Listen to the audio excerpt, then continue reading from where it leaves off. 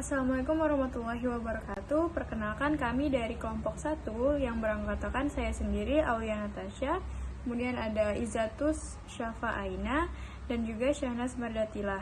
Nah, kami akan membahas tentang konsep kesehatan mental. Baik, untuk pembahasan pertama, kelompok kami akan membahas tentang perkembangan sejarah kesehatan mental. Jadi, dalam Handayani tahun 2022, perkembangan sejarah kesehatan mental ini terbagi menjadi dua era, yaitu yang pertama era pra-ilmiah dan yang kedua adalah era ilmiah ataupun era modern. Nah, di dalam era pra-ilmiah ini terdapat dua aliran yang dipercayai, yaitu yang pertama adalah kepercayaan animisme. Nah, kepercayaan animisme ini adalah kepercayaan orang-orang Yunani yang memiliki pemahaman bahwa dunia ini dikuasai oleh roh-roh ataupun dewa-dewa. Nah, sehingga orang-orang yang memiliki gangguan jiwa itu dianggap telah membuat dewa-dewa ataupun roh-roh ini marah, sehingga dewa-dewa dan roh-roh ini memberikan hukuman dan ingin mengambil jiwa dari orang-orang yang mengidap gangguan jiwa tersebut. Nah, untuk menghindari kemarahan dari dewa-dewa ataupun roh-roh tersebut, orang-orang Yunani kuno mengadakan suatu persembahan dengan menggunakan mantra-mantra, dan yang dijadikan korbannya itu adalah orang-orang dengan gangguan jiwa gitu. Nah, kemudian pemahaman yang kedua yaitu adalah kemunculan naturalisme. Nah, naturalisme ini adalah kepercayaan orang-orang dulu bahwa gangguan fisik maupun mental semuanya itu terjadi akibat dari alam. Nah, aliran ini dipelopori oleh Hippocrates pada tahun 460 sampai 467. Nah, kemudian kita berlanjut pada era ilmiah ataupun era modern. Nah, Deutsch mengemukakan bahwa pada masa Perang Dunia Pertama, gerakan kesehatan mental ini hanya ditujukan kepada korban-korban yang memang memiliki permasalahan yang cukup serius begitu. Nah, setelah Perang Dunia telah usai, gerakan kesehatan mental ini semakin berkembang nih, dan cakupannya juga semakin luas. Yang tadinya hanya berkonsentrasi pada korban-korban Perang Dunia, kini telah memperluas cakupannya meliputi ke ranah pendidikan, kesehatan masyarakat, pengobatan umum, industri, kriminologi, dan kerja sosial. Nah, karena semakin berkembangnya gerakan ini, pada tahun 1075 di Amerika Serikat telah terdapat lebih dari 1000 tempat perkumpulan gerakan kesehatan mental ini. Nah, kemudian di lingkup global sendiri, gerakan ini juga dikembangkan melalui The World Federation for Mental Health dan The World Health Organization, yang lebih kita kenal itu WHO.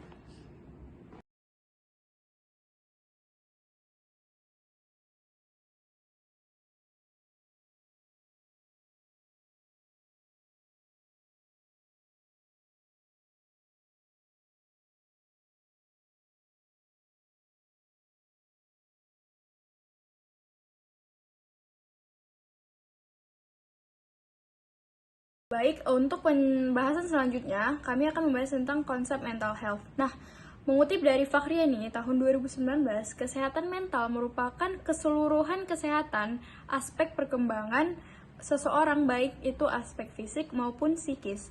Kesehatan mental juga meliputi upaya-upaya seseorang dalam mengatasi stres, upaya-upaya seseorang dalam mengatasi ketidakmampuan dalam menyesuaikan diri di lingkungan, bagaimana seseorang berhubungan dengan orang lain, serta berkaitan juga dengan bagaimana seseorang mengambil keputusan. Nah, kesehatan mental setiap individu ini berbeda dan akan mengalami dinamisasi dalam perkembangan individu tersebut. Tidak jarang orang dalam mengatasi berbagai masalah yang terjadi dalam hidupnya akan mengalami masalah-masalah terkait kesehatan mentalnya, seperti itu. Baik, selanjutnya kami akan membahas tentang karakteristik kesehatan mental. Mengutip dari Yusuf tahun 2011, terdapat beberapa karakteristik nih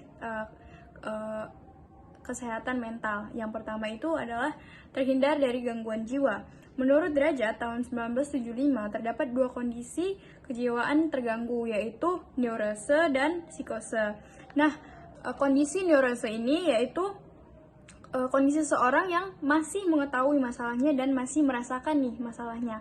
Kepribadian ini itu belum jauh dari realitas dan masih mampu hidup dalam realitas, masih mampu menjalani kehidupan sehari-harinya. Nah, untuk kondisi yang kedua yaitu psikose, yaitu seseorang yang mengalami gangguan dari segi tanggapan, perasaan ataupun emosi serta dorongan-dorongannya, sehingga individu yang mengidap psikose ini tidak memiliki integritas sedikit pun dari kehidupan realita seperti itu. Jadi orang yang mengalami psikose ini sangat jauh, bisa terbilang sangat jauh dari realitas kehidupan seperti itu. Kemudian yang kedua yaitu mampu menyesuaikan diri.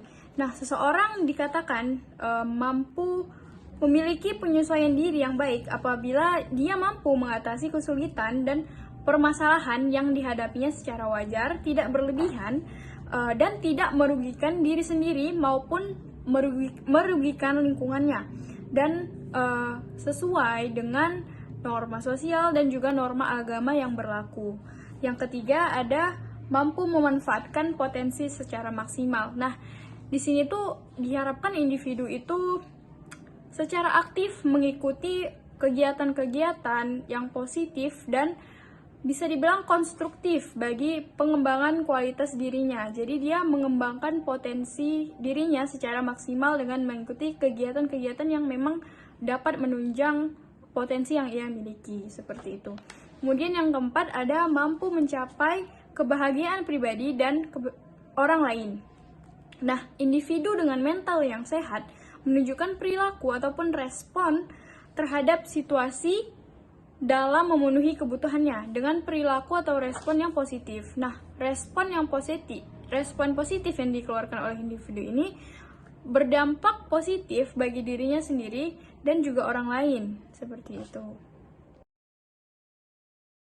Nah, kemudian terdapat juga karakteristik kesehatan mental menurut WHO, yaitu yang pertama, mampu belajar sesuatu dari pengalaman, mampu beradaptasi, lebih senang memberi daripada menerima, lebih cenderung membantu daripada dibantu, memiliki rasa kasih sayang, memperoleh kesenangan dari segala hasil usahanya, menerima kekecewaan, dan menjadikan kegagalan sebagai pengalaman, dan yang terakhir selalu berpikir positif ataupun positive thinking. Selanjutnya, ciri-ciri kejiwaan sehat. Menurut Sikun dalam Yusuf 2011 mengatakan bahwa ada beberapa ciri-ciri orang yang memiliki kejiwaan yang sehat. Yang pertama, ia memiliki perasaan yang aman, artinya tidak ada rasa cemas ataupun takut dalam dirinya. Kedua, dia memiliki harga diri yang mantap. Kemudian yang ketiga, dalam kehidupannya sehari-hari, ia memiliki emosi yang hangat, artinya emosinya itu dapat terkontrol dan ia juga memiliki rasa terbuka. Kemudian selanjutnya, ia memiliki keinginan duniawi yang wajar, artinya ia mampu memuaskannya kepada hal-hal yang positif. Selanjutnya, ia mampu mengalah ataupun merendah diri dengan orang lain. Selanjutnya, tahu diri, artinya kita tahu apa kelebihan ataupun kekurangan yang ada pada diri kita. Selanjutnya, ciri-ciri orang yang memiliki jiwa yang sehat yaitu dia mampu melihat kehidupan ini secara realita, artinya bukan dengan khayalan.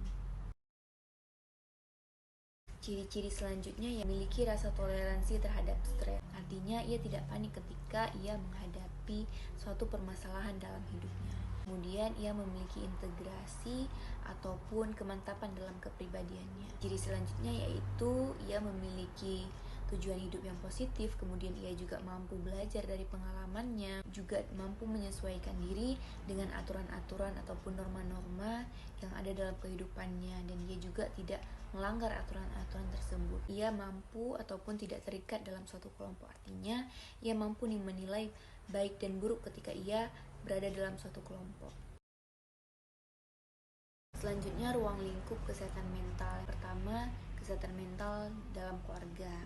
Nah, sangat penting kita menjaga kesehatan mental dalam keluarga supaya dapat tercipta ataupun tercapainya kehidupan yang harmonis dalam keluarga. Selanjutnya, kesehatan mental di sekolah. Nah, ini penting bagi guru-guru untuk bisa menangani sendiri permasalahan yang ada pada murid-murid. Nah, apabila membutuhkan penanganan khusus itu bisa dialihkan kepada orang-orang yang lebih profesional. Kemudian kesehatan mental di tempat kerja. Ini juga penting untuk diperhatikan karena kan apabila kita stres ataupun mental kita tidak sehat di tempat kerja itu dapat menimbulkan dampak yang negatif ketika kita berinteraksi dengan rekan-rekan kerja. Ruang lingkup selanjutnya yaitu kesehatan mental di bidang politik.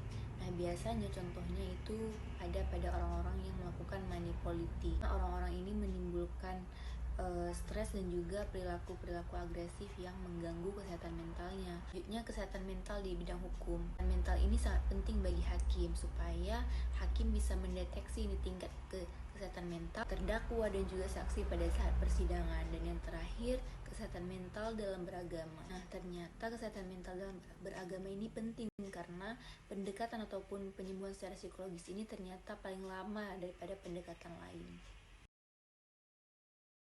Selanjutnya ada tujuan dari kesehatan mental bagi kehidupan individu. Menurut Sudari sendiri, ada 4 tujuan. Pertama, mengusahakan supaya memiliki kemampuan yang sehat. 2, mencegah timbulnya gangguan ataupun penyakit mental.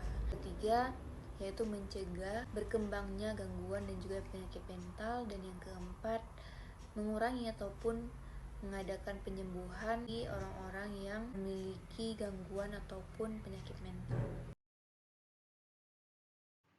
Setelah membahas terkait tujuan, kita masuk ke bagian fungsi kesehatan mental bagi kehidupan individu. Kira-kira apa sih fungsi kesehatan mental bagi kehidupan? Yang pertama, ada prevention sebagai pencegahan, di mana kita mencegah agar tidak terhindar dari kesulitan atau gangguan mental gitu. Nah, bagaimana caranya? Ini bisa dilakukan dengan memelihara kesehatan fisik terlebih dahulu, kemudian aktualisasi diri, penyesuaian diri, penghargaan diri, yang mana ketika ini semua tercapai, individu mampu memaksimalkan potensi yang dimilikinya. Nah, selanjutnya ada amelioration, di mana perbaikan. Upaya perbaikan ini untuk meningkatkan individu melakukan penyesuaian diri terhadap lingkungannya agar mampu menyelesaikan masalahnya dengan baik gitu. Dan juga membuat perilaku individu mampu melakukan mekanisme pertahanan diri yang dapat dikontrol dengan baik. Selanjutnya kita ada preservation atau peningkatan, pengembangan, di mana agar seseorang itu mampu meminimalisir kesulitan dalam perkembangan psikisnya. Kesehatan mental penting untuk dikembangkan, namun tidak setiap orang dapat mencapai mental yang sehat dengan mudah. Ada orang dengan kondisi mental yang sehat dan perlu pencegahan terhadap gangguan-gangguan mental. Namun, beberapa di antaranya mengalami hambatan dalam perkembangan mentalnya, sehingga masing-masing individu berbeda dalam penerapan fungsi kesehatan mentalnya, baik preventif, amelioratif, dan preservatif.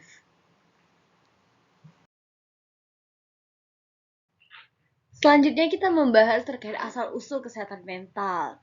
Yang pertama itu ada gerakan mental hygiene, di mana pada tahun 1908 itu ada Beers menerbitkan buku yang berjudul A Mind That Found Yourself, di mana pada buku tersebut Beers memberikan perhatian utamanya dalam memanusiakan perawatan orang-orang dengan gangguan mental yang menghilangkan pelecehan, kebrutalan, dan pengabaian terhadap orang-orang yang menderita gangguan mental.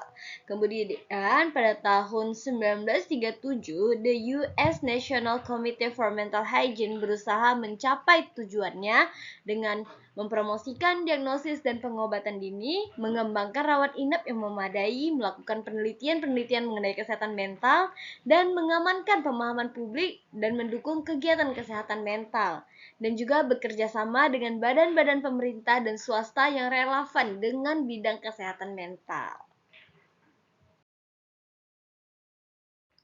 Setelah hal tersebut, kemudian World Health Organization sejak awal itu memiliki bagian administrasi khusus yang didedikasikan untuk kesehatan mental sebagai jawaban atas permintaan dari negara-negara anggotanya.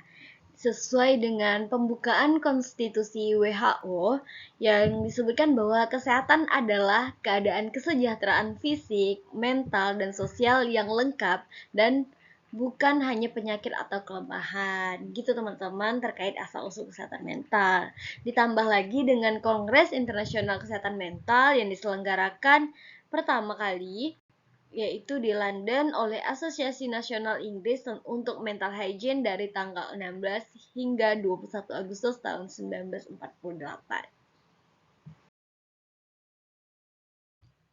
Perkembangan kesehatan mental di Indonesia. Bagaimana sih kesehatan mental masyarakat Indonesia?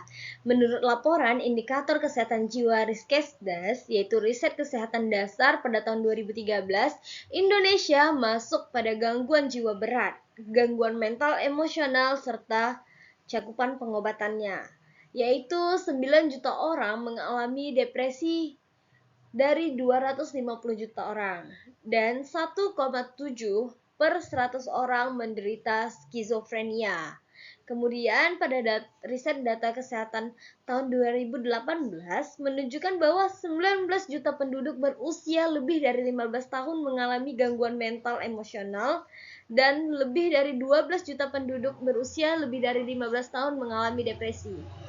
Artinya, dari tahun 2013 hingga tahun 2018, kesehatan mental masyarakat Indonesia mengalami peningkatan. Dan berdasarkan sistem registrasi sampel yang dilakukan oleh Badan Litbangkes tahun 2016, diperoleh data bunuh diri sebanyak 1.800 orang per tahun, atau setiap hari ada 5 orang yang melakukan bunuh diri. Dan sayangnya, dari 47,7% korban bunuh diri adalah orang yang pada usia 10-39 tahun yang merupakan usia anak remaja dan usia produktif, didapatkan oleh data Kementerian Kesehatan pada tahun 2021. Baik, selanjutnya kita akan membahas perkembangan kesehatan mental di Indonesia, yaitu dari tenaga profesional. Indonesia saat ini memiliki data adanya kesenjangan antara jumlah profesional kesehatan mental yang terlatih dan dengan besarnya penduduk. Hal ini tidak sebanding dengan kasus-kasus kesehatan mental di Indonesia yang masih menjadi PR untuk Indonesia ke depannya. Contohnya, Ikatan Psikolog Klinis yang terdaftar hanya 1,2 per 100.000 penduduk. Artinya, hanya 3.605 psikolog klinis untuk 260 juta jiwa.